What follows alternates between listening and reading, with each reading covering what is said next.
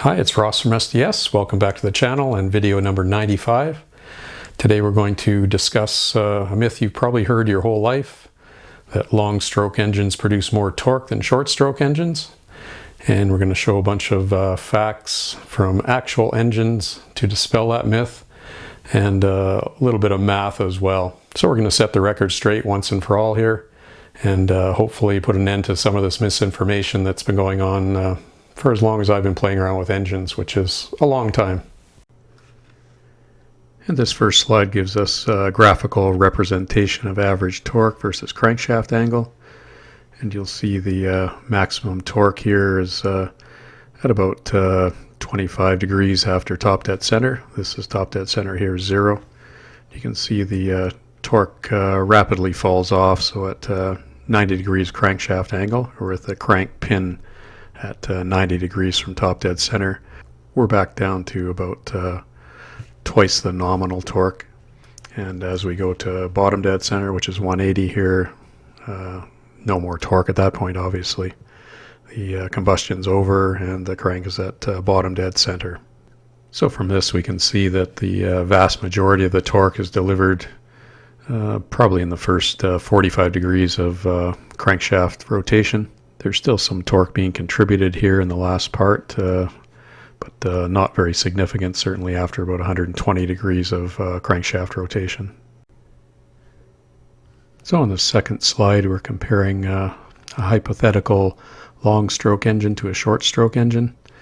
And engine A is the long stroke one. We've got a bore of 3 and a stroke of 4.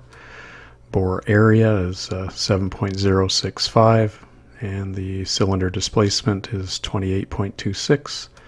The bore to stroke ratio 0.75. And on the B engine, which is the short stroke, got a bore of 3.5, stroke of 2.94, bore area of 9.62, and the same displacement. Bore to stroke ratio 1.19. So we're comparing two different engines of the same displacement, one with long stroke and one with short stroke. And here we calculate the crank arm throw in feet. So basically we're taking the stroke and dividing by 2. This is in inches. And then divide that by 12 to come up with these numbers here.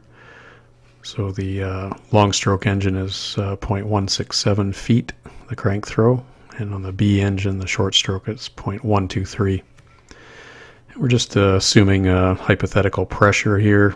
This is at 90 degrees crank pin rotation. We're taking 500 psi times the area of the piston, and we end up with a total force of 3,533. And on the short stroke engine, same pressure. The area of the piston is greater, so we end up with 4,810 pounds of force.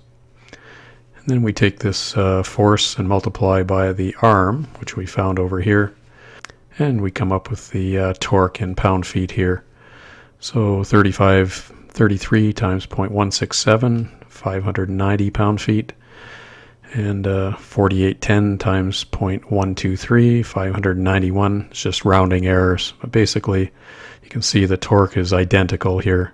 You've got more piston area on the short stroke engine, but a shorter stroke, and it all comes out to being the same thing in the end. So in this chart we're just comparing actual 4-cylinder 2-liter engines. We've got Honda, Toyota, Subaru, GM, Hyundai, Ford, and Mazda. You'll notice a lot of these engines are around 86 by 86, so the bore is equal to the stroke. I've tried to find a couple here that were longer stroke, so the Toyota and the Mazda in particular are, and the Ford is a little bit larger bore than stroke here. And I've listed the bore to stroke ratios here. Compression ratio here, which makes a little bit of difference in the torque. I've tried to find engines with close to the same compression ratio.